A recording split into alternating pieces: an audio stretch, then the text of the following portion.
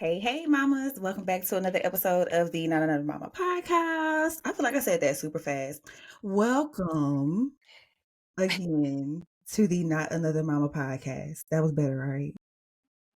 Okay. I like both of them actually. I like the excitement of the first and then the sexiness of the second one, Phoenicia. They both were good for me. Oh my God. Yeah.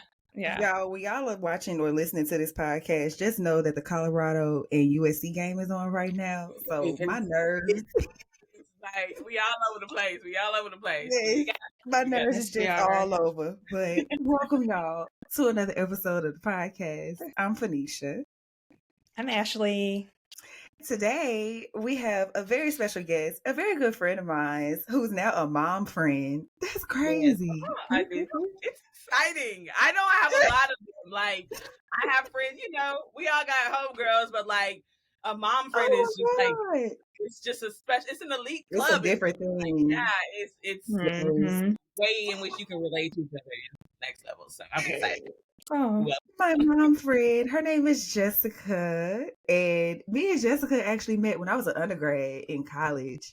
So I was a budding Come on. senior child trying to make it in the world. You made it, girl. You making it. You making She it. came to my rescue. But Oh. she's an amazing person, and she has so many accolades, child. She's like a Jill of all trades, master of all. So I'll just let her give us a little rundown. Yeah. Well, hi. Thank you again for thinking of me and allowing me to be a guest on your podcast.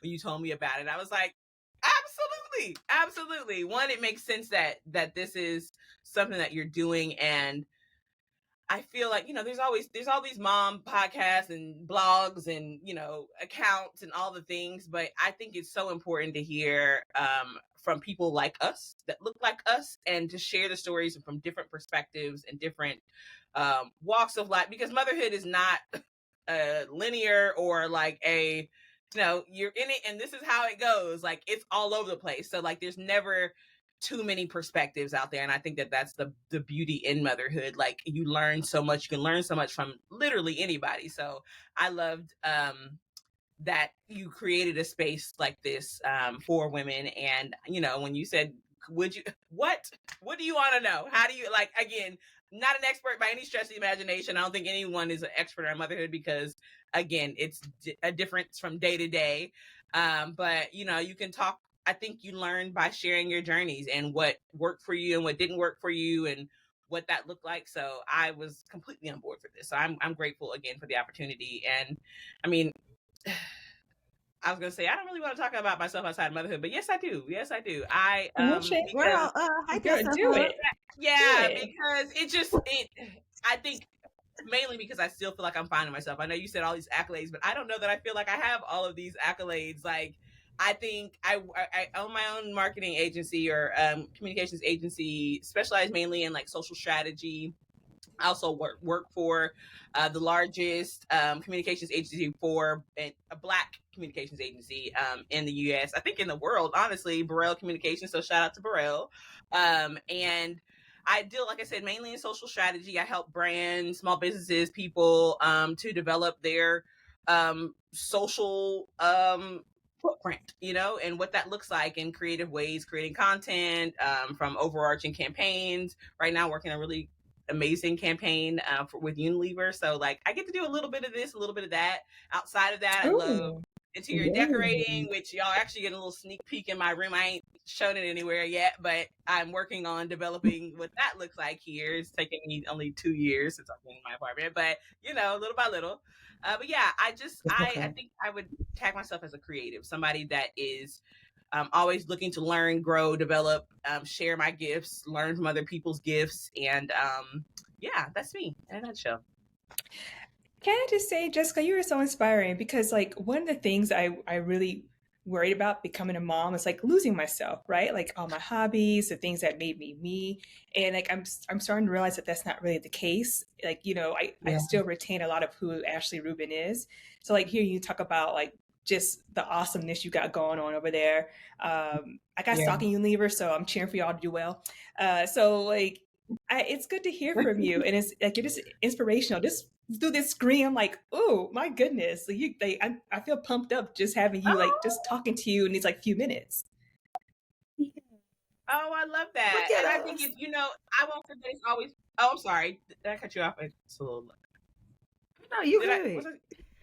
I, okay, sorry. I was just gonna say like that, and that hasn't always been my journey. I still go through seasons of like, what am I doing? Like, and I feel like I pour so much into my son and like his gifts and his abilities because like, I think it starts at this age where like as a mother, like there are things when I look back at my childhood, I'm like, I wish my mom would have pushed me more here, or, like, would have done more Mm-hmm. here. So I'm Mm-hmm. trying to be as present as I can in his, foundational age, but also without giving so much of myself up to where I'm like, when he's gone, I'm like, I don't know what to do with myself. Who am I? Like that kind of thing. Because I Right, think right.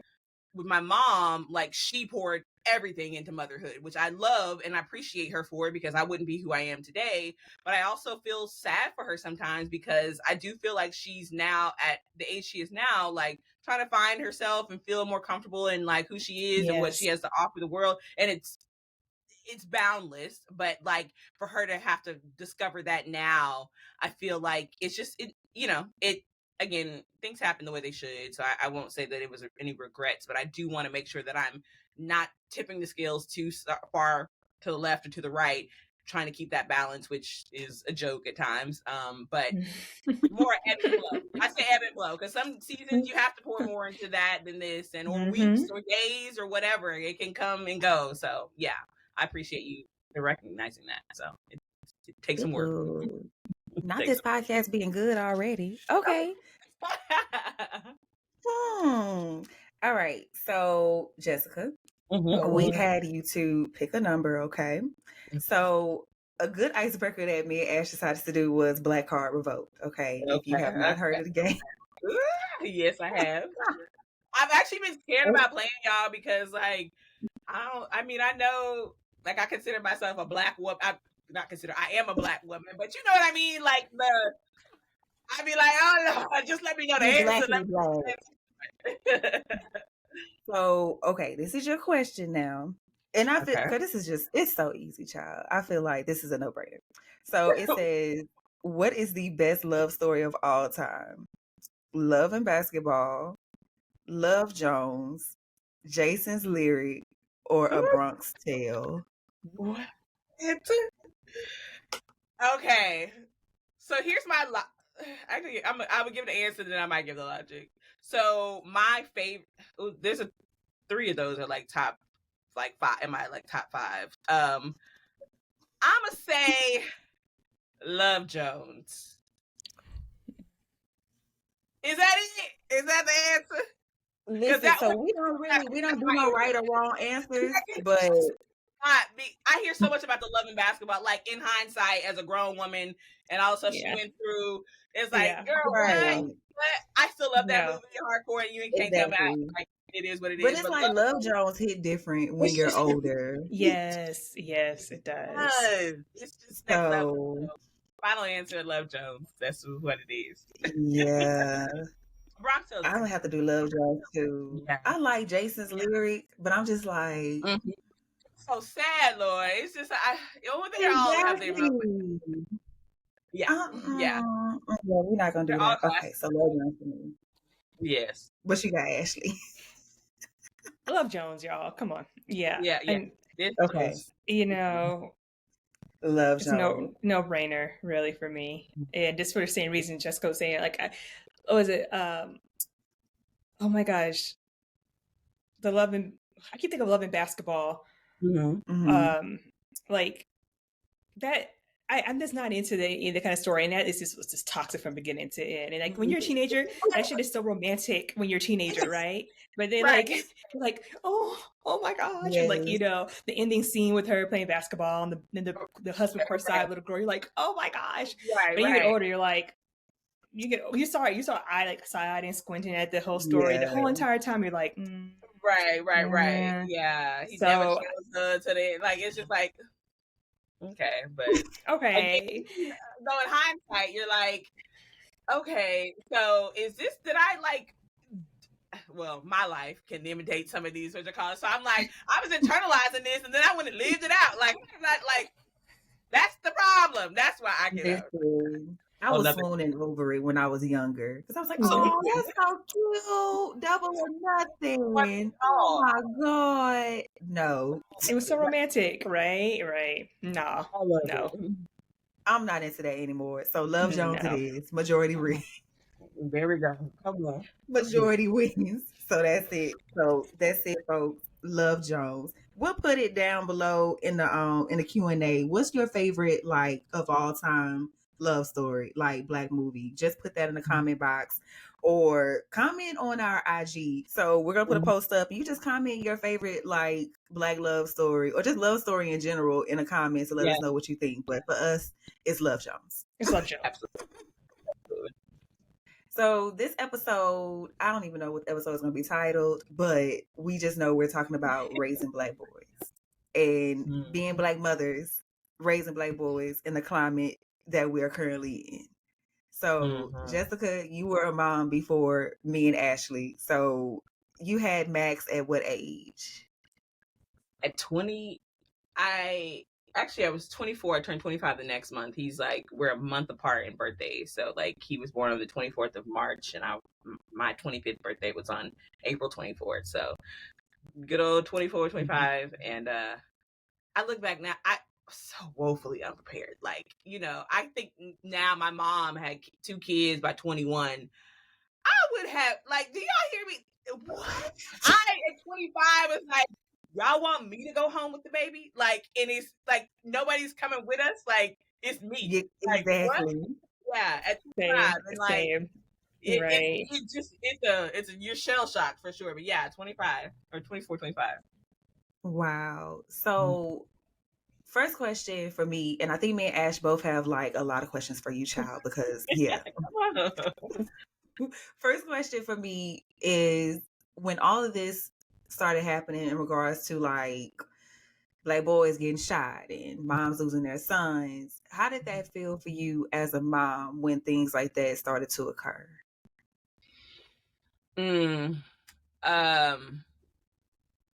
I I don't even know what year that was. I guess that was maybe like 2014, 15. And it was when not Tamir Rice. I'm sorry. Trayvon Martin. Trayvon Martin. Yeah. Mm-hmm. Was that then? I think it was 24. Like, I remember the story, and I remember I think I was at work when I heard about it, and then I came home and I was just like looking at my baby. Like, he's like 4 or 5 years old, like, we're like just this little curious little boy, and I looked at him and I just had, it was grief. It was like immense grief that I felt because I looked at him and I see my beautiful little baby that is smart and he's funny. He got a little attitude sometimes. He just, like, and I looked at him and I saw for the first time for me what I felt like the world looks at. Like, he's cute now until he gets, he's my height and he's like, he wants That's to right. wear, his own clothes and he got a hoodie and he's got his own style Yeah. and he's like, he's not as talkative and he's like, and all these things. And what I look at is this young boy finding himself and trying to become who, God has called him to be. And people are looking at him as a threat. And it was a gut punch. Like, and I just remember I called my mom, like, I think I wrote a post about it. I have to go back and look now, but like, it was just this overwhelming, like, God, like, how could you, like, you're stealing their innocence almost. Like, they don't even have the freedom to grow up because of what people view and what they see. So I think my initial feelings or thoughts were just this overwhelming sense of grief and not a lack of control. I think I was gonna say hopelessness. I've never been hopeless, but I did recognize in that moment that like it's gonna take more than what I know, what I'm personally equipped with to get me through that process. And for me, that's my faith and my thought that like at the end of the day, God got my baby, and like whatever is for him and who is for him, like he will protect him. And you got to stay prayed up because it was like nobody's gonna love him like I do, nobody's gonna protect him like I do, except for the Lord. Like, and that's point blank, Hmm. period. So yeah, it was a mix of emotions, but there was just, I just wanted to sit with him and like look at him and just, like be with him, because people like, I didn't know how much more longer I'd be able to say that, and to have that. And Right. now, like, he's 13 now, and I'm just like, every day I see the difference in like how people look at him, and like the things he was able to get away with, and just because of, and he's still 13, he's a kid, he's a baby, and like I have He's to a check baby. myself Right. sometimes about how I handle it, because I feel like I'm putting those pressures on him, and I'm zapping the freedom and the flex, like how he's seeing the world, and it's like, dang, like I'm like, you want to protect them, but you also want him to be able to move in a way that doesn't feel like I'm restricted, or that I can't be who I, am fully, and that I'm afraid to be who I am fully in this world because of how people look at me. Like, at the end of the day, God is in control, and you need to lean and depend on him in that, for both of us. So That's I know I said a good. lot there, but it just, that's where I was at. That's good. So, what kind of conversations do you have with your son after he's 13 about like his presence outside the safety of his home? I remember, like, I'm the middle child. I have a younger Yeah. sister. I have an older brother, and I remember being in the room with my parents when they were having the conversation with my brother about, if the cops stop him, if he's Yeah. walking, the cops roll up on him, and what to say and what to do, and that was, I think I was probably about 8 or 9. I mean, it was a scary Yeah. conversation, Yeah. and even now thinking about it as an adult, it's still a scary Oh, conversation to have. And like like you were saying, it's so hard to put those pressures on Hmm. to your son, but you want to be well equipped when you leave your door. Absolutely. So what are those conversations like? Yeah. I think I've had those conversations, but I think they look more like it's me trying to show him that perspective and like what people see. So it plays out a lot in like examples when we see certain things, and how like, and I'm very candid about it, like,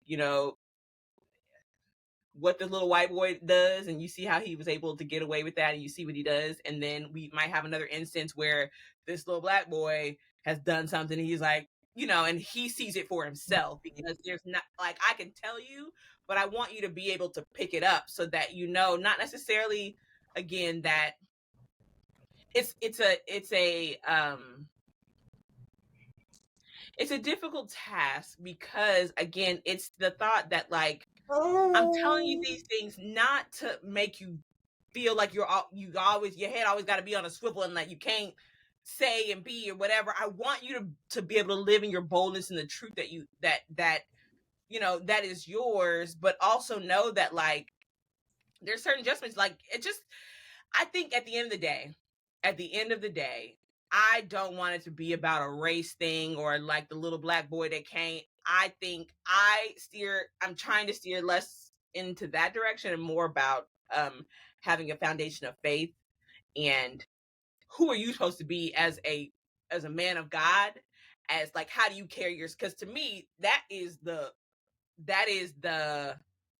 not the short hard way that you don't get judged and whatever else, but that's the way that you can operate in this world and feel like you can show up as your full self without the care and the concern of others, but also protecting yourself in a way, because there's certain ways you can't carry yourself, period. Like, regardless if like, I want you, that when you're out in this world, that you're a representation of a Christian and of your faith. Period. It ain't about like the black boy that has to be on whatever. So, is this a conversation that you can have? Is this a thing that you can do and you can walk away and feel proud about? And if it is, who the hell cares what anybody else thinks? Like, but I think that if you have that as your moral compass, the rest of it feels less important, and the less of the it feels, you feel more protected in a way, because at the end of the day, you're relying on a source that's outside of what this world will tell you, who you have to be and how you show up and what you can do and what you can't do, because that's where the boldness comes from, when you have that foundation. And we're at the very beginning stages, like, it's like, your faith journey is your own faith journey, and like, I don't think I was really serious about like my journey until I got to like college, and really after college, like, as I had Maxwell, like, I was learning and like growing, and had my first real encounter with like this is the Lord, like, that's talking to me, that I get, so like he has to have his own journey, but it's up to me to lay that foundation so that he has something to go back to. Because I know that, I think it was Priscilla Shire was like, I pray with my kids every morning, and I tell them, they have to recite like these affirmations about themselves, and they like, oh my God, all these things. She's like, and she encouraged me. She's like, they don't always want to hear it. They not go like, it's like, okay, we got to pray again. We got to do this again. But at the end of the day, she knows that she's laying the foundation. And I went back to my own life. Like I grew up in the church a little bit, like, and in elementary school for sure. Middle school, it started to get a little sketch, and then high school is really like going holidays, big things like that. But even in that core foundation, when I got to college, the first thing I did was find a church home. That was not something that was like, my mama didn't tell me that, but it was something I knew inside of me that I'm like, I need this to succeed and to be like, okay. And like, I didn't always make the right decisions. Lord, I didn't make all the right decisions, but I always had something to go back to. And I always had something that centered me. And to me, above anything else, especially as a little Black boy or a Black man in this world, you have to have that foundation, because people will tell you who you are, who you ain't, and like try to steer you away from all the things that you're called to be. And if you don't have that, so that to me right now is my main focus, is like, we're gonna read, you're gonna pray, you're gonna write, read the scripture, you're gonna write your thoughts about it. And I don't know that he's getting it right now, but I know that, like, I have to keep telling myself, Jessica, you're laying the foundation. You're laying the foundation. You're laying the foundation. He will come back to this. And God has to, you got to check me about it too. Like, girl, you got it. Yeah. I guess for me is, how can I say it? Having these conversations with your son while they're young or when they're older and they get out into the world and they have more exposure to stuff, it's kind of like, oh my God, I don't know if I'll ever be ready to have a conversation, because it's like, it's so innocent. Like, they're innocent. Mm-hmm. And it's like, they don't know, well, mommy, well, what if a cop stops me? I heard somebody talk about this. Like, can you tell me, like, how can I, like, what is that about? And it's like, Yeah.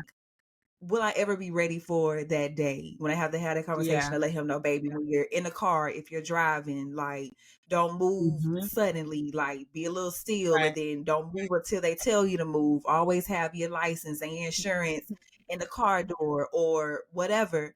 And it's just like, it's so sad to me that that has to be a part of the process now when you're raising your child. So Absolutely. it's hard. It's hard to think about. And it's like one more thing to add to the list of worries when it comes to being a mom. Yeah. So, Yeah. and it's just, you're just so focused on that now, not even just them, well, raising them to be an individual, but raising them to also know it's certain things that you can't do simply because you are a Black boy. Right. Yeah. Raising to stay alive. Right. Yeah. Exactly. I think it's, and that's where I feel like, that's why I felt like I needed to shift the focus, because when I go down, I mean, absolutely. And I haven't had the, if you're in a car with somebody and the what you do when you're stopped and that kind of thing, because like, we're not quite there yet. It's not that I shouldn't have the conversation. We haven't had the sit down yet. But there are other things about just, the ways that you show up versus the way that someone else can show up. Even like with school right now, like, Laura, we going through it at school. Y'all just. Yeah, we're going to talk about that later. I am going to talk about that. Are we? I don't even know if I got, no. But like, even at school, and he went into the school year before we even started. He's like, this is gonna be easy. Like, I'm gonna get all A's. And I'm like, yeah, we're all excited for the year. And then first week of school, y'all. First week of school, Lord. We wasn't even in there. It was like 3 days we in there. I'm already getting a call from the teacher, what he is and what he ain't doing. And this is a teacher that I believe knew him last year. And it was a conversation I had to have, that this is why, there are a couple things that I had to call out. But one was like, how you show up and how you teach people who you are.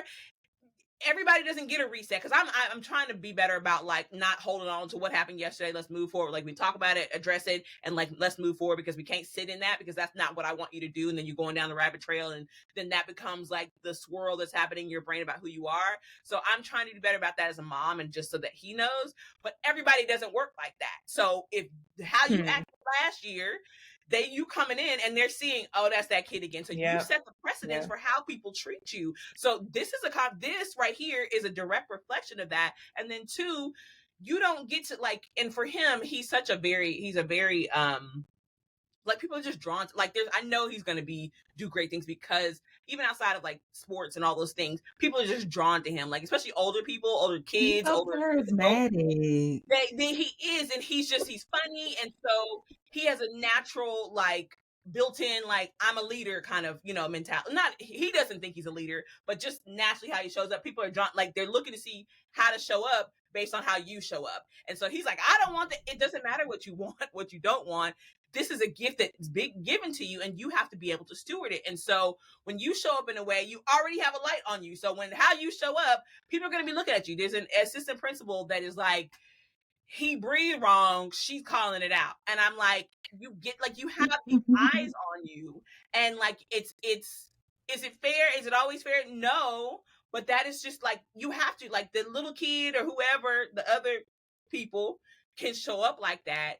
You don't get that, like you can't. And like and again, I hate it because like, he feels like he can't mess up, and like he's got to be I'm like, you don't have to be perfect all the time, but you have to recognize the greatness in you and how you show up and what that looks like and how it impacts the things around you, how people look at you, the standard they hold you to, whether that's realistic or not.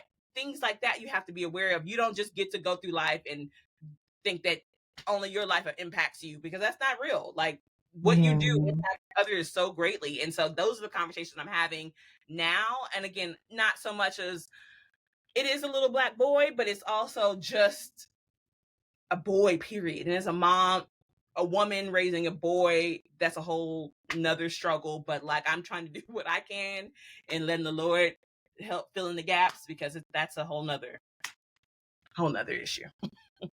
Not issue, but thing that we have to like address, like what that actually looks like, a woman raising a man. And the battle is that possible? And the battle that goes on my head, is this possible? Like, are you really equipped to raise a man? Like, and I hear so much from other men that like, he needs a man. And I'm like, I get that, but at the end of the day, my faith tells me that the Lord has equipped me with all that I need. Like, there's no, like, he would not set me up for failure. Like, if I believe that all things work together for my good, for his good, and he takes care of the father, if I know that, if I believe that, I have to believe that what I am right now as a single mom raising a young black boy in this way is enough. And he's and the things that I lack, he will provide me with the resources, the people that surround. Like, I have to believe that, because that, and again, the faith foundation that I have is the only thing that keeps me sane, y'all. I'm like, all these things that are happening in the world, it is the only thing. Let's talk about it then. Let's talk about this. Yeah. Let's just say the people out here who are constantly saying that black boys need black men in their lives. Very true. Yes, they do. But you have to think about the situations. Like, it's not always the woman as far as being the reason as to why the man is not involved in the child's life. It's not always the woman's fault. Like, it's a lot of things that women are not saying about the situation that people don't even know the fucking half of it. Right. So to the people out there in the camera, to the people out there who are saying that it's always the woman's fault, you can go to hell. Yeah, because you don't know exactly what happened in the situation in regards to why this person is not there. And you can't sit up here and say that we have to accept what they're doing just for the sake of them being in their lives, because you can kiss my ass. Because no, I don't feel like women, once again, for the third fucking time, women do not have to accept dysfunction for the sake of a man being in their son's life. If you have boundaries, stick to those fucking boundaries. And that's my thing. guys Yep. always feel like women putting up boundaries are women being difficult. No, it's not us Mm-hmm. being difficult. Your ass is not about to run over me and think you Yep. have all this access to me just because we have Right. a child together. Yep. No. Yep. Yep. I think, girl, y'all. I'm sorry. I just had No, to. you're good. I I've been single actually since I haven't been in an actual relationship since my son's father, and I don't even know if you can call that an actual relationship, but like to say that I had a somebody, right? I've dated here and there, but like I have having my son, I didn't have a whole lot of boundaries before. And actually, even after that, like in the people that I dated, there were still some like, Jessica, like you gotta like, but there was always this like, it just got stronger and stronger. Like, I don't have time for the bullshit, and I can read that shit immediately off the bat. And I would Yep. rather Yep. raise my son alone by myself before I Come on, allow a girl. man Come on. that Come is on, not girl. a reflection of who I want my son to be in his life. We not doing that. My son, like he's literally there was that. So recently there was, I'm like, where is he at? Because he be popping in like who and what. So recently there was a guy that so two things. So I keep my life, my dating, whatever, like very separate. Like my son has never seen me like flirt with a man. Like it's not even like I don't even know how to act. So a couple weeks ago, or maybe about a month or so ago now, we were out somewhere. It was at a basketball tournament, and this guy approached me, and I was, but my son's standing there, and I'm like, I don't even know what to do. So I'm trying to play it cool, like, yeah, like, but it was so like, and like literally, like I had a physical reaction, like, oh my God, like what? Because I've stuck so hard to those things are separate for a reason until you are worth bringing around to my son, and I can look my son in the face and say like, this is a good man. We not getting no access to that. Like the boundary is here. Like I gotta feel you, and I can it's gotten so easy. Now for me, I was like, at first I was like, am I being too, I'm not looking for No, you perfection. are not. Yeah. No. And that's the thing. I'm No. not looking for perfection. I'm looking for a man, like, like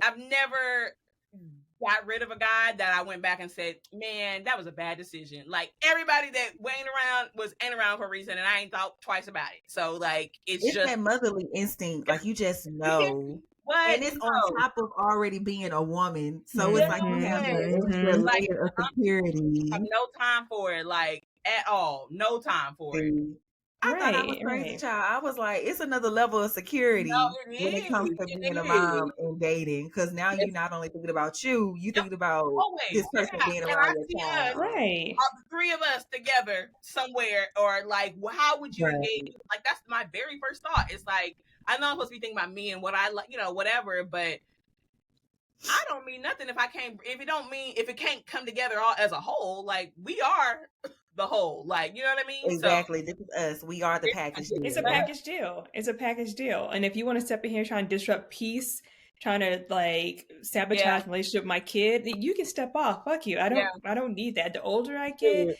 and Fanisia has heard this before, the older I get, my tolerance for bullshit is at an all-time low. Like that's the one And blessing about having a kid later in life. Your yep. boundaries, you're just like, no, and you Mm-mm. say no full stop. It's not no but, Yeah. no and, no. It's just like, no, thank you. And And that's no it. regrets. No regrets. And no regrets. Yeah. No. Yeah. Oh, yeah. That whole a man has to be in the household in order for him to do. My son has perfect role models in Yep. his life that Yep. have access to him. The Lord will So show listen, you don't, and that's the thing. That's what the beauty in it. Cause I used to be like, I gotta have a husband because I need, like that's the only way he gonna get to be. That's a lot. I can't tell you how many men out of like we'll be. I remember there's so many instances in life when I was at a skating rink one time. Maxwell didn't know how to skate. I'm not a skater, so I was not gonna be out there. But he wanted to go to the skating rink, right? And I'm like, I don't know how to teach you how to skate because I can't do it. Literally, this old man sitting in a corner comes over to us and he's like, "You know how to skate, man?" And I'm like, he's like, literally took him out there and taught him how to skate. We at the pool one day and There you go. there's a guy that's like, you know how to swim, man? Come on, look. Talk about baby how to swim. Like it is with no questions asked to no you. questions They asked. just Right. do it. They just do I it. know you provide. Like there is no way he is not going to lack for anything. There are like I mean I can go down the list and people it's a joke at this point to people because people are like I be worried and people are like girl, do you know how covered that boy is? Like, do you know how covered y'all are? Like, they have seen the instances and the miracles and the things that have happened in our life that God is like, what is you worried for? Like, why are you ever worried about anything when you've seen the evidence of the things? You have to be reminded, but like, you won't want for nothing. You won't want for nothing. Hello. Period. I love Hello. it. Me too. I really do. That's a great reminder too, because it's so scary out there sometimes. But you gotta remind yourself, we covered. We're taken care of. Ooh, child, because it's a struggle. Yeah, it is. And I can It's say again, struggle. I'm saying that now in the on the mountaintop, but I be in them valleys like, Lord, what now? Remind me what I said on that podcast because I don't know. But it is, and you need that though. Again, as mothers, like, because when we got it, and we got the routine down, and it's good. They sleep through the night now, and we get a little cocky, and then the Lord says something to humble you, like, what you thought you Right, had? I done spoke a little too soon.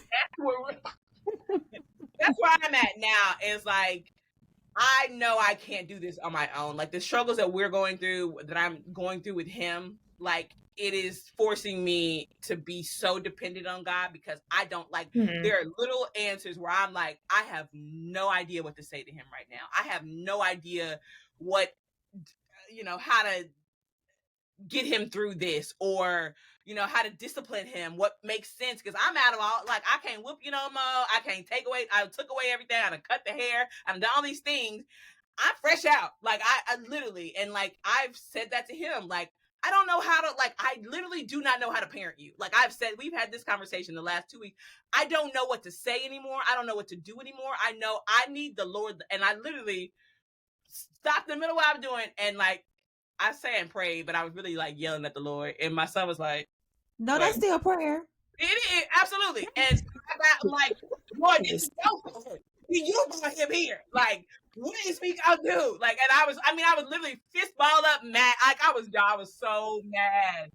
And then I was like, Lord, by the end of this prayer, I need to feel something different. We need to do something. And at the end, like, and then also, like, in that, I'm thinking, like, Lord, please, because I'm in here trying to teach him how to pray and like that the Lord will show up and provide for you. Like, if this ain't different, that's you ruining your relationship with him. Like, so like it's all the things. You think about all the things. But yeah, you got to remind yourself, you got to rely heavily on that because, again, this world will tell you that you ain't shit, that your baby ain't going to be shit, that you got to, look behind you every day, that your kid going to get shot in walking to get some from the corner store, that you're not, it's just so much. It's so heavy. And I'm like, nope, that's on you, Lord. You need a village.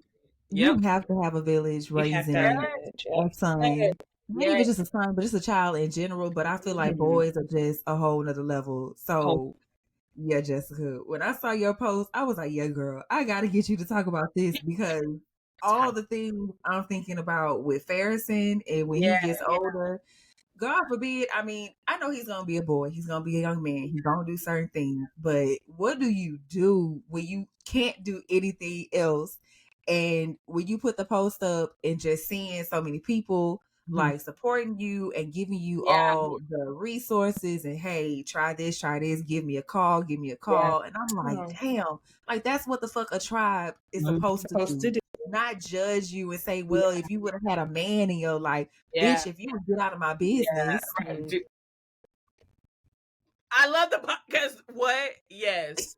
You're right. It is like I that is the thing that gets me through. Like the people and that actually when I made that post, I made it because I was just tired and I'm a writer, so like and that's my space. Like I recognize that like when I share like it does something for people and like again I wasn't doing it to do that, I just needed to get that shit out And to Mhm. see the overwhelming response time and time again, because that's not the first time I've ever made a post like it's just different stages in life, whatever we're going through, I make these posts, and it is such a overwhelming feeling to know how like how like it reminds me a lot. I like the book of the Bible, Job. It's like one of my favorite. Like I feel Mm. like they just are like, it's somebody just on either side of me, like I ain't got it, Lord. Like they're lifting me, like literally carrying me. Like I can't say enough about that. And that is, I'm not even a people person, y'all. Like for real, for real. Like I don't even like people like that. Like there are people that I connect with and it's like want to hear, but like to know that I have that it stretches so wide and that people are willing to give so much of themselves, it is shocking to me because I'm like, what did I do to deserve this level of care and concern? And like genuine, not just on no bullshit, but like people I ain't seen in 20 years in high school, they giving me like, we're praying for you. Like, what do you need? Like, here's a resource here. Here's what I tried. What?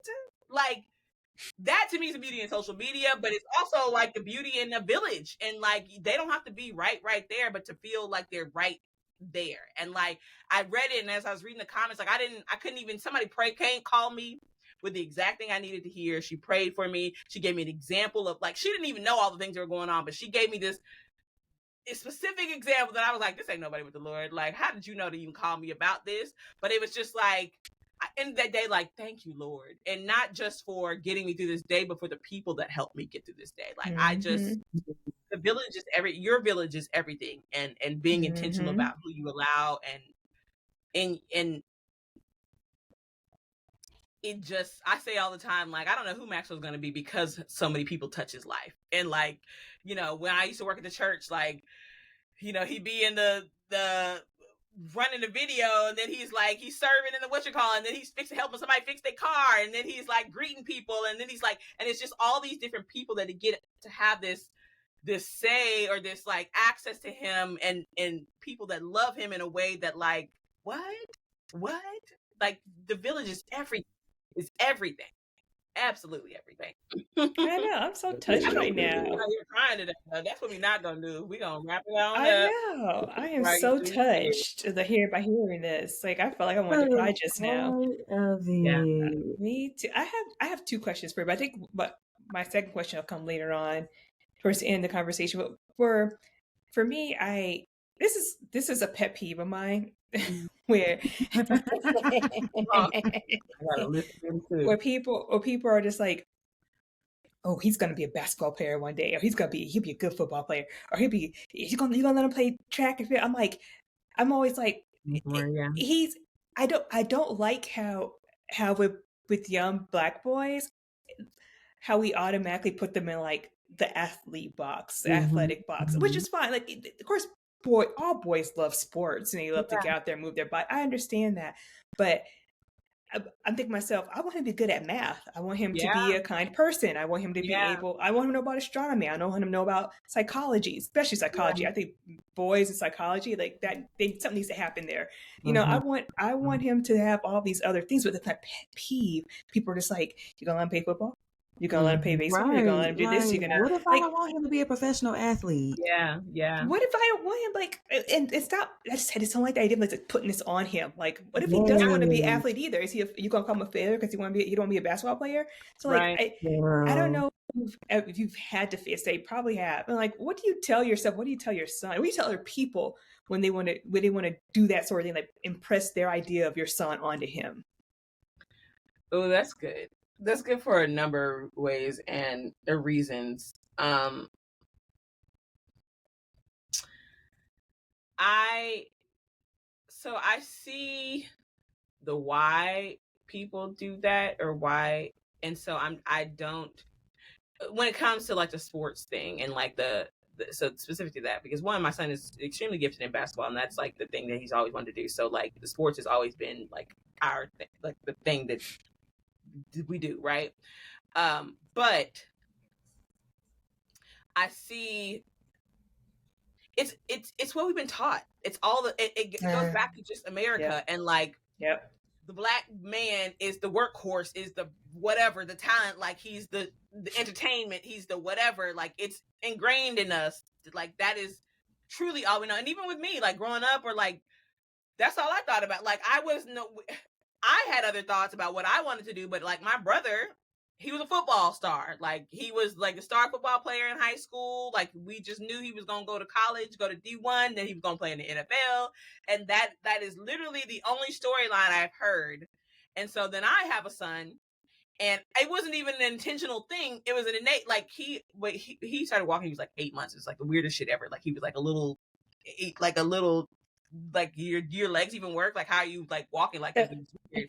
But like the very first thing, like he always had a ball. Like it was, again, without this knowledge of whatever, all the shit that goes on, like as from a black person, like anybody, like ever always has a ball, could just be like, you like to be active, like it's a ball. But for a black person, like he always got a ball, he want to do something with that ball, he gonna be great. So we had I don't know who bought him like a little goal, like the little like a little goal, like a basketball goal.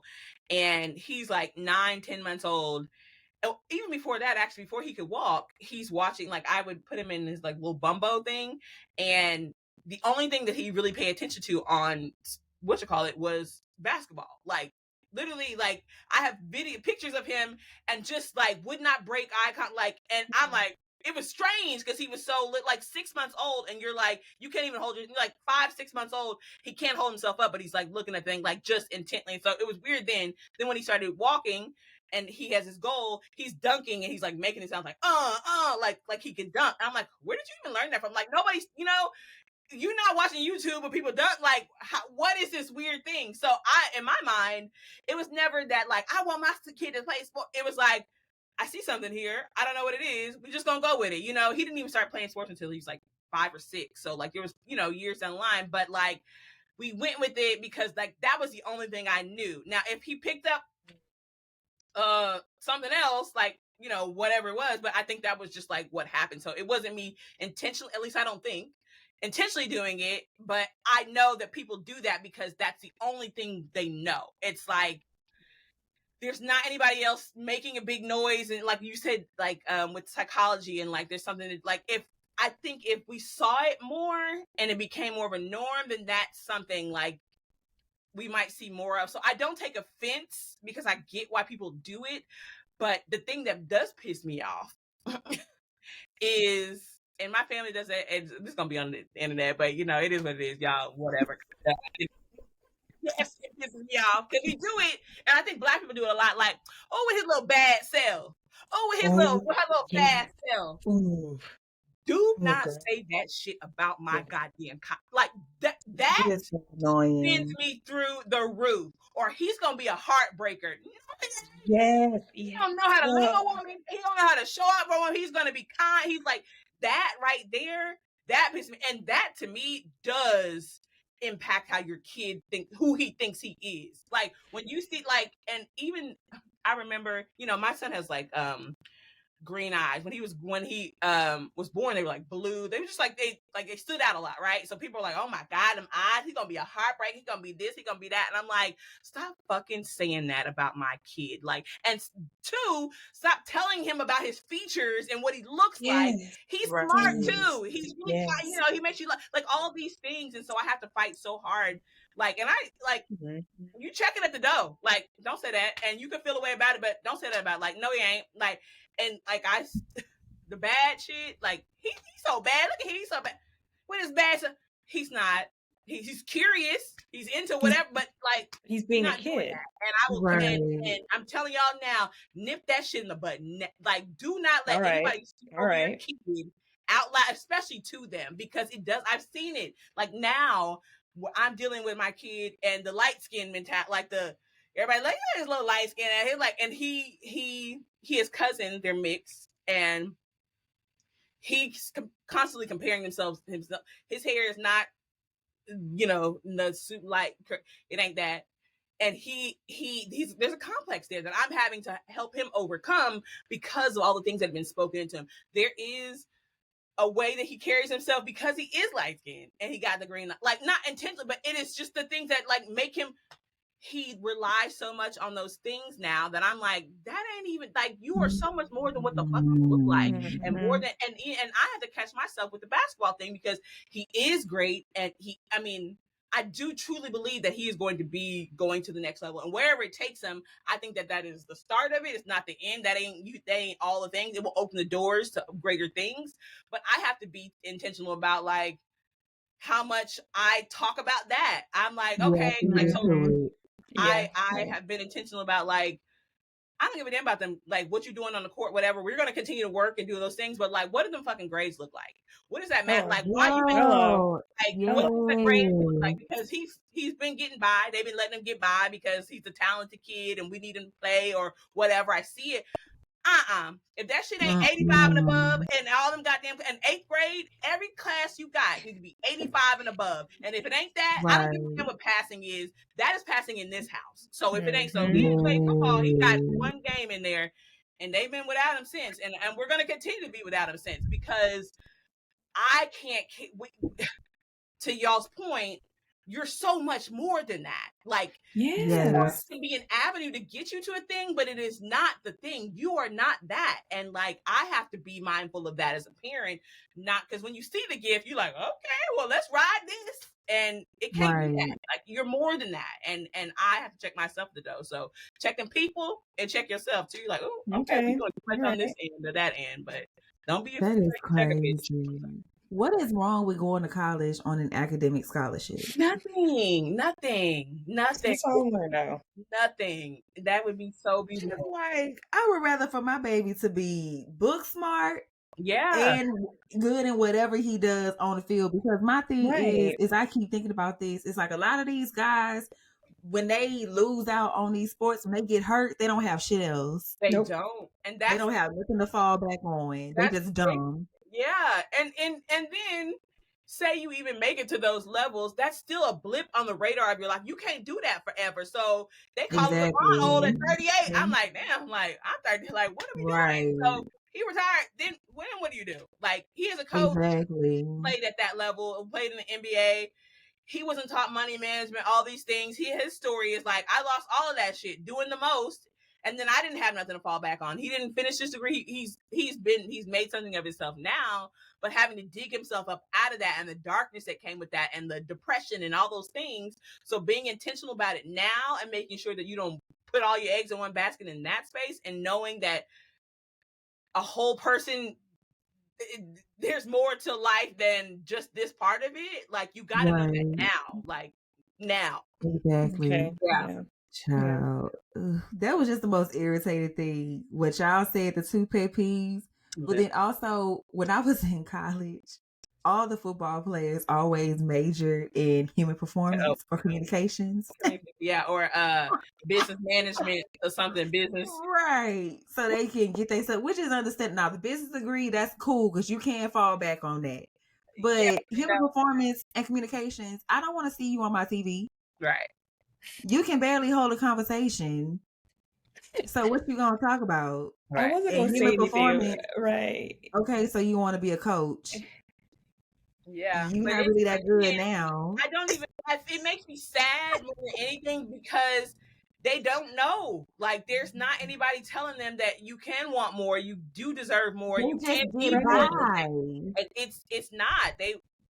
It was you go to you play sports or whatever. They coach. They just pushing kids through school now. You ain't gotta be in sports. They just like you ain't repeating the grade. Go to the next day. Like we're I worry so much about. I'm just gonna pass you. And they want these kids up out of here and make sure that these districts get this funding and whatever. And it's hard. So like if you're not diligent as a parent, they just become the next whatever bum on the street. And I refuse. Listen. Hello, girl. Oh my God. So this is one thing that I want to talk about. This is my next to last question. So how about the struggle that's always associated with Black mothers? Why do Black mothers always have to be associated with struggle? Girl. I don't know. That's, you know what? I can't even say that that's something that I'm like, I still struggle with that. Like I still struggle with the idea that of like living an abundant life. Like I'm in the last 2 years or so have really finally been in a place where I don't feel like I gotta live like check to check, and and we doing the bare minimum, like not having to think about every time I swipe my card, like, oh my God, like that, like it's, again, I think those are things that have been ingrained in us, like beyond, generations. Like it's something that is just been the plight of the Black woman, and then add the single, like there's all the things. I think there's history to it. But that is something I still struggle with. Like I'm not here today to tell you that I don't, like, it's just in the last 2 years where I felt like I don't have to be the struggling Black woman. Like I can be prosperous, and we can do things, and we can take trips, and I can have this and he can have that, and we don't have to sacrifice those things. But it's hard. Like, and I think it starts in your mind first, believing that you can be more than that. And because again, society will perpetuate that, that thought or that whatever, but it's something that you have to do internal work on. Like, no, that ain't my life, and you're not gonna speak that over me. And like, I can have all the things, and I can be abundant, and I can have the businesses, and I can, my kid can be great. Like, it's a belief that starts with you, and you making that shift. And like, it's hard though. It really is. Like, I can't say that I'm over that, like, at all. Yeah, Manisha, I think that's a great question because it's so timely. Last night I was praying because I'm looking for a new job, but I was specifically asking God for like abundance, the abundance that can afford a soft life. I don't want it. I don't want to, do the struggle anymore. I don't want to be constantly like resilient, right? I specifically said that to God, like, I'm done being resilient. I'm done being strong. Do not call on me anymore, Lord, to be the strongest warrior. I'm done with it. In this battle. I am See, not take me anymore. right. I just want abundance to try. I'm trying to jack abundance, God, and I want a soft life because I want to show up for Jabari. I don't want to show up after work tired and exhausted and worried and anxious and depressed for him. I want to be a full person for him.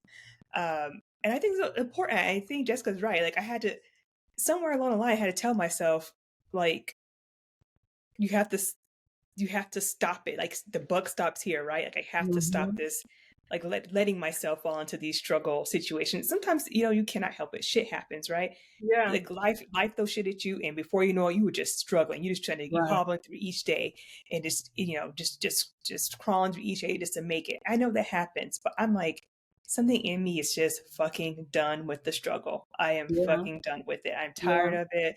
I'm tired of being resilient. I'm tired of being like the voice of reason in the room, like being the Black woman who's always got to step in and fix shit. And it's just like, no. And this is like a new thought for me, right? Because I don't have it figured out. Like we just, like we always say here, y'all, listeners know this. We're just trying to figure this shit out. I don't always have it. But it has been a conscious effort to rethink how I view myself, especially in light of being Jabari's mom. And I want to be like the struggling Black woman, I was on a flight. I was flying home yesterday, and I was sitting next to these two white guys. They were like, had to be like commercial real estate developers or something, and they talked about all kind of shit. But there was a part where they were talking, and this guy, one of them was just about to have his first kid, and he was talking about like how he's excited because his kid's gonna get to grow. He has a sister who has kids around this, like the 1, 2, so they'll grow up like cousins, be close. And he's like, I love that. He was like, the next time we close on something, he's like, I'm gonna buy a house in Italy so that they can take trips. Summer trips, and they can, like, my wife and family can, like, I probably won't be able to, I'll probably never get to go, like, because I'll be working and stuff, but he's like, I want them to have that. And I thought to myself, what kind of, that ain't even, I'm trying to buy a house here in America. I'm trying to keep my account overdraft. And your thought Yo, for your unborn kid, years from now, for them to have a house in Italy to have summers in with their cousins for the memories. I told myself, I am under living. There's Listen, no, Hello. the fact that that is a thought, like not even, and he said, and the guy, this friend or the he didn't even coworker, whoever, blink. he was like, that's a great idea, you know? What? That is like, that was like, I'm not dreaming big enough. I'm over here praying for, Lord, I just want to pay these bills. I want to make sure, take maybe a little trip here, or like be able to afford this and that. And this man is talking about, he ain't even praying about it. He's talking about it like that's just next on the to-do list, is to buy this house in Right. Italy for your house. Like, that is the level of showing up. Like, I want to show up in life like a white man. Like a Girl. white man. Oh my God, That, Jessica. I always say Listen, that. the audacity. The audacity of a white man. I need that. Like, Yes. that is what I want as a black woman. That's what I want to. Jessica always say that. Yes. Man. Oh my Because, God. and he gonna get it. I fully believe that man gonna have that house. listen. It is. It You hear is. The me? walk, and Mm-hmm. even say Italy, that baby gonna have a house to go to. And like, even more, they were talking, and they were talking about the other guy has kids, and he's like, yeah, the kids are growing up so much. He's like, pretty soon, little Jimmy is gonna have Westlake, which is a very well-to-do high school here in Austin. He gonna have a Westlake baseball hat on, and he'll be something, something, something. And I thought, the way they think, like, these kids have plans for their lives, whether good or Before bad. they Because even get like, here. I don't hate that I don't want my dad's business in there, whatever. I want to do it, but the beauty and the stress relief that comes with somebody who is so intentional about your life before you were even here, and that has set aside these things and has thought about you're going to go to this school, you're going to go to this college, and you're going to, like, you ain't even got to think about it. If you don't want to think, you already know, because your parents going to put you in this school, you're going to do that. And I'm like, I don't know what high school I'm actually going to go to. What's the best thing? Like, I have to figure those things out, and it's already laid out for these kids. And the jump start that provides you. And that's why I'm like, it's a mindset. It's a thing. Like, it started, like, yes, like, it's ingrained in them. They, like, from generation to generation, their wealth and all the things come with that. But how it started was, I want this for my people, and I'm not going to stop until, again, it's the audacity to say, I deserve it. I want it. It's mine. And this is what they're going to have. And this is the plan to move forward. And don't deviate from it. This is it. And that's where I'm like, I gotta shift this here, because I'm not even thinking about that kind of stuff on that level. Right. Child. I'm just sick of people just making it seem like a life is not worth living unless you have had to struggle to get to where you are. So that's why I'm just like, why is struggle always associated with motherhood? Like, women always have to get it out the mud to make things shape for their kids. Why can't kids just be born into wealth? Why can't they just, why can't they be born into having a savings account with 2 G's in it already? And like, it's just like, what's wrong with us legit not wanting our kids to know what that feels like? Not to say that everything's going to be handed to them, because Farrison ain't getting everything he asks for all the time. Right. But it's just like, he going to know the value of $1. Right. He going to know how to balance a checkbook. Right. Like, he gonna know all these things. He gonna know how to keep up with the certain things that you should know, the things that I feel like they should bring back into schools. Like, you should definitely bring back home ec, because he's gonna know how to iron his clothes and wash and cook. Like, kids don't have to necessarily know what that struggle is, but they just have to know how to be responsible. That's the thing. Like, mixing struggle with responsibility. Like, I just yeah, I don't understand. Yeah, I don't. Yeah, I don't know. Again, I just think it just goes back to people feeling like that's how I had to do it. This is how you do it, and that is the thing we pass on. We don't pass on the money, and we pass on the burden and the stress, and the do it like this, so we can all continue to struggle in the same way, shape, form. That's how generational curses and stuff continue, child. Because I refuse. Like, absolutely not. Same. I do not want Mm-mm. Jabari to know, like, I don't want him to. Of course, there'll be struggles, like he'll have, some bumps to go over in Right. classes and things like that, and making friends, and like, life does come with I think an expected amount of struggle, but I don't want to do an extra amount of struggle. Exactly.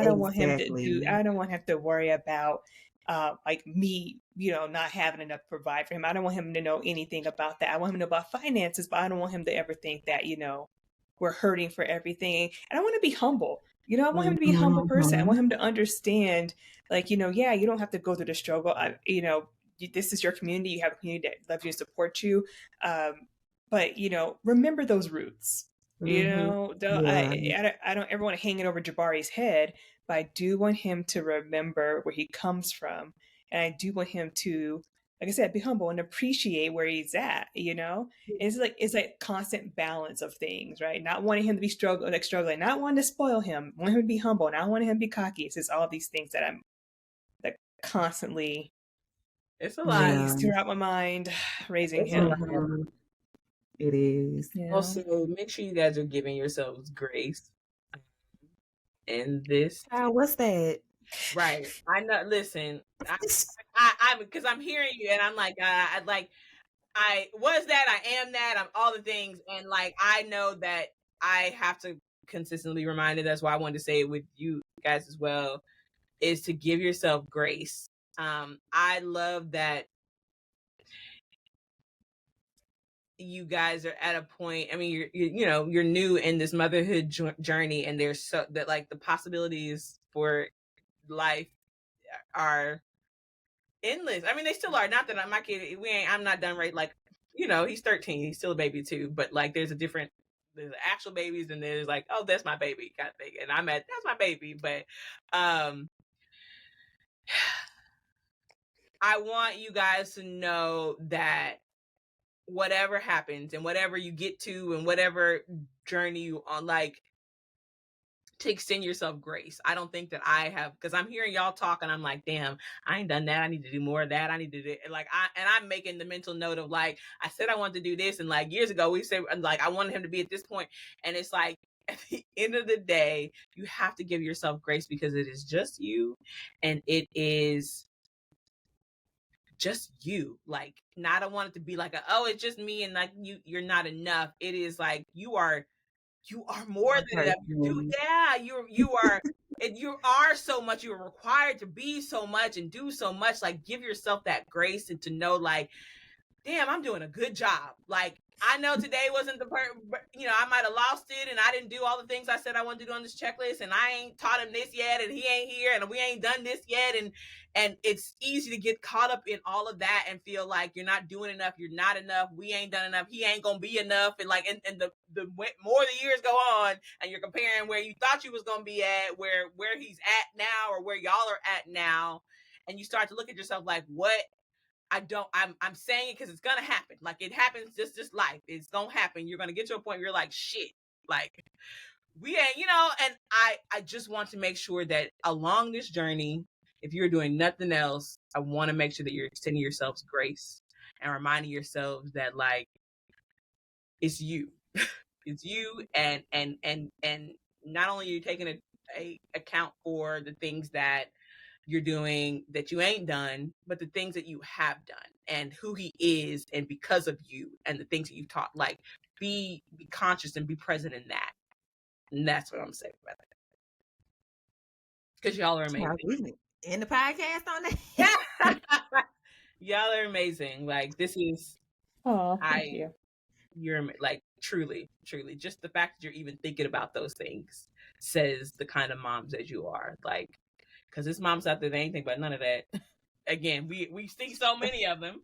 We know, I was thinking again, about mamas. where my baby gonna go to school at before he even got here. I was like, my baby going Same. to this school. He gonna Same. go here. And the fact that that is you, like, lets you know the kind of mama and the kind of love and the kind of intentionality that you have for your babies. And even though the right now, again, you might be great now, there's gonna be times where it ain't great. But remember, think back to that. Like, I'm doing a damn good job. And if you need me to remind y'all, to hit me up. I'm telling you now, you need that. And I have moms that tell, like, out of nowhere, I get a text like, "You're doing a good job, Jessica." And it always comes at that time, and I'm breaking down like, Lord, I needed this, but you're gonna need it, and moms need that, especially single Black mamas need that. So I'm happy to extend that, how it's been extended to me. Oh, damn. Thank I was, you. I was going to do another question, but I was like, that is a good, Oh, Lord. that's a great way to end. It's Yeah. important. It's important. Oh, thank Thank you. you. Absolutely. Absolutely. Thank you guys. Truly. Thank you. Wow. Ashley, what you got? Well, I'm like, oh, damn, do I really want to? I mean, it should be like a short. It's just I want to end on a sweet note, like asking you, Jessica, in what ways do you cultivate or help support Maxwell's like Black boy joy? Mm. Well, that's perfect. He likes to laugh. He loves to laugh. So like, we're very good about like when we see things, or like TikTok is our thing. Like we'll at the end of the night we'll be scrolling through TikToks and just like we did last night, like for hours. I've been out of town for the last couple of days, and we just got in bed and like just laughed at like just things like that, or just he's a snacker, like getting him like things that just bring him joy. I want to make sure that I do those things, and honestly I could do more of that. Like I'm so one to head down, making sure you become the man you need to become. That is like there's joy in that too. Like he can be silly, he can do whatever. Like he'll dance out of nowhere. We make TikTok, some like that kind of stuff. Like I just want to make sure that he feels safe in a space where like I can be silly. You don't have to be the hard, like, I don't smile in my pictures anymore. That's the other, we can go down that trail too, but like, you don't have to be the hard little whatever all the time. And I noticed the last couple of years, and like now we're at a place where it's like, I'm not smiling in no more pictures. And I'm like, Lord, like, but he'll smile for me, like in the house. And so I'm like, okay, I want you to have a safe space to do that. So that's our thing. Oh, I'm sorry. Look, I'm like, I got baby, ain't got no man, ain't got no husband. I'm like, baby fever, but first I need a husband fever. I need husband fever. I love it. He's doing We so got babies well. you can love on. Yeah. So we have the babies you can love on, I child. listen to no. I love it. We look at babies all the time. Like, oh, look. So this will be the last question to close out the podcast. We're gonna end on this note. So for all three of us, we can say what do you like the most about being a mother, and what do you like least about being a mom? Do I start? Yes. Okay. Yes, go I was first. like, oh, I'm about to cry. I almost made it, y'all. I almost made it. I think I say all the time, like when I got pregnant with my son, I was not in a place by any stretch of imagination to be having nobody's baby. Like I was working part-time at a moving truck company. I had a very toxic relationship. I was in a very toxic relationship. But I knew as soon as I found out I was pregnant that I was going to keep this baby. And my family, like people in my family, like, you know what? You don't even have a pocket piece, and just like, what are you saying? But I knew, like, there was not a doubt. I always knew there was gonna be a boy. Like knew very early on. And I say it all the time, but like my baby saved me from myself, because I was going down a path that was like of no return. Like I don't know who I would have been if it wasn't for him. And so the thing I love most about motherhood is that when I look at him, the way I could just burst, like, from the joy and the love, and like it's unmatched. Like I don't even, they always say like you don't know true love until you become a mom, and like I don't know that. Like I've loved people, but because it's a different kind of love. Like it's a sustaining love. Like having a kid is the closest thing for me to understand how much God loves me. Because if he loves me any little bit, which he does, and it's said, like, I can't even fathom that kind of love. So that to me is like the best thing, because even in the hardest days and when we not whatever, I'm like, God, I love him so much. And to always have that feeling for the rest of my life, I get to have that feeling no matter what happens in my life, like unmatched. I don't even like that is the thing. Like that is the thing. And I think to the flip side of that, I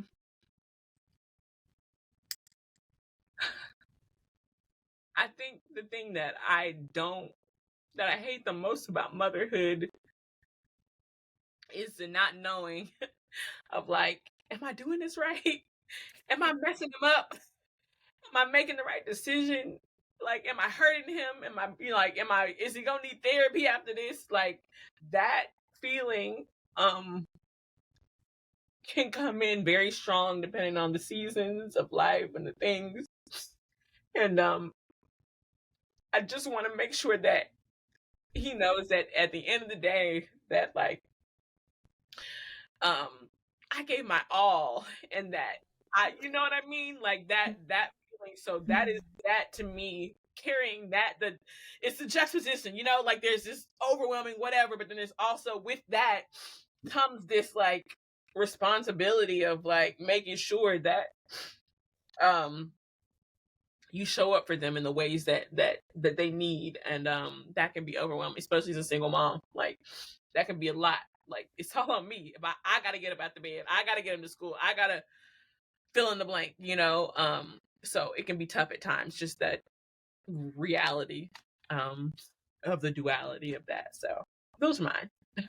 Sorry, y'all. Don't even apologize. Yes, please don't. Yeah. Ashley. Hey, Because I'm not ready. this whole conversation had just so touched me. I feel like being a mom really exposes your inner demons and your strengths, right? And I feel like all three of us had that thing common. Jessica just said that our baby saved our lives in a sense, you know, like not in a sense. Jabari did save my life. Jabari totally helped me line up my priorities and stop being like I'm afraid, but he's made me less of a coward, you know, like I stick up for him and I step out for him and I do things for him. But I have to say the things that make me like not like motherhood, also the same thing that makes me love it, which is like Jabari's ticket is wide open. He could be whatever it is he wants to be. And the thought of that excites me as much as it fills me with terror too. You know? Yeah. You know? I think about, you know, it really is true. I think I want him to have so much more than I ever have. My parents have done well by us kids. My parents are good people. They have really provided for us, our family. And still I want Jabari to have more than anything I've ever imagined for myself. You know, it's so funny. I would lay down my life for him. I would lose an arm for him. I would live for him. I would do anything for him. I just want the best for Jabari. And like I said,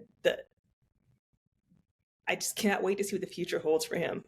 Yeah. I really, you know, I just really want him to live life. I don't want him to be chained down by any of the things that I felt like chained me down, mostly to do with, you know, my own psyche. But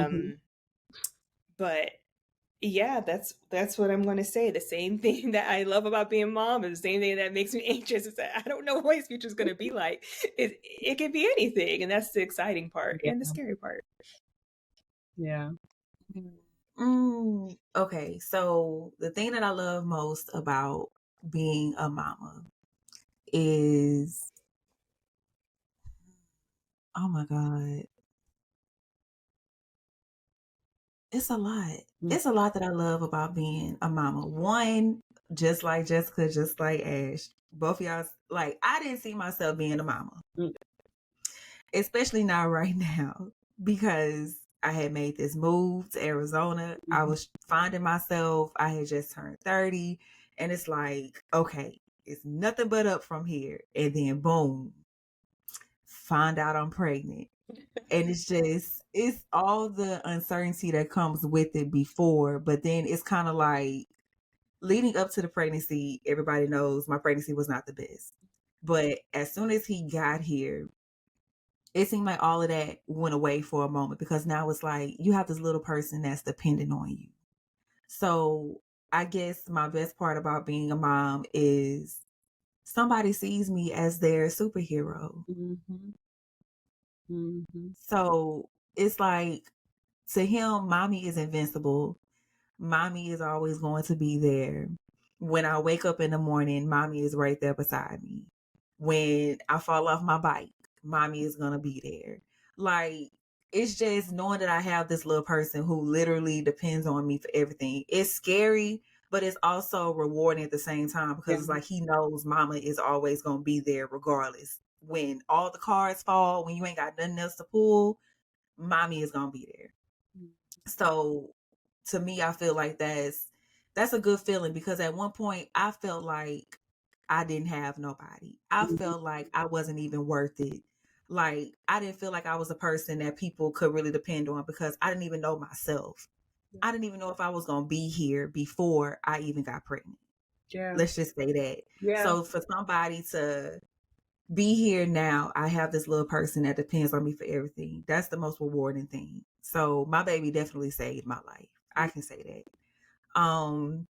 The least favorite part about being a mama is just wanting to do everything right. And I can tell you now, you're not, and release it, girl, because that is, yeah. Yeah, just wanted to do everything right. Not really. At first, I really had to get over the fact of being comfortable with making mistakes. Like, you're not always going to get everything right. It's a lot of trial and error. That's really what motherhood is. It's a whole thing of trial and error. 18 Every years day. of trial and error. So even after they turn 18, it's still Yeah, gonna be some yeah. mistakes and stuff like that because now you're learning your child as an adult. Yep. So it's a lot of trial and error, but that's like my least favorite thing about motherhood is Come just here. learning how to be comfortable with that. But Say hi. yeah. Is that Max? Oh, Hey. He's like, who are these people? He gonna come and be like, you still in here? Again, it never ends. It never ends. yeah, so that's it. That's all I got. So, child, we can end this podcast. I'm about to cry off these lashes. Bob, this was good. Thank you guys so much. Like, again, there's strength in numbers, there's beauty in sharing your story, and I again appreciate y'all's authenticity, the way that you created this safe space that people, women, moms, single moms, people, me mainly, because I don't, whatever, but like that can come and be honest and feel not judged, and like it's so important. And so I appreciate y'all creating that space. This has been awesome. Absolutely awesome. Oh, yes. Thank you so much for joining us, Jessica. You're welcome. You're welcome. Sharing your Yes. wisdom with us. Thank you so much. Yes. We love it. Anytime we can glean from someone who's been down that road, we take it. Yeah. We don't disregard any advice except for the advice that's unwarranted. Come on. And it's funny. So Hello. I'm in there. Like, so that's this yeah. is crazy. Thanks. Yeah. We welcome any advice that's not unwarranted. But yeah, thank you so much, Jessica, for just being you. I always loved you, child. Like I always looked up to you. So you're like the biggest role model. Oh, I love that. And girl, I'm like a role model. What is that? You're like the biggest role model. So for me to look up to you when I was just an eager undergrad child, now to a mother, it hits differently. Doing it. So I love you, child. So with that being said, thank y'all so much for chiming into the podcast today. If anything resonated with you, let us hear about it. Share your comments with us in the comment box, or child, send us a DM. Whatever you feel you want to communicate, let us know. We want to hear from you. So when you leave a review, tell us how we're doing, leave us some stars, tap the like button on YouTube. And yeah, we just want to make sure we're like giving the right content for y'all so y'all feel right at home with us, because we're just two mamas figuring this shit out. So we love y'all. We'll see y'all next episode, and deuces. Hey.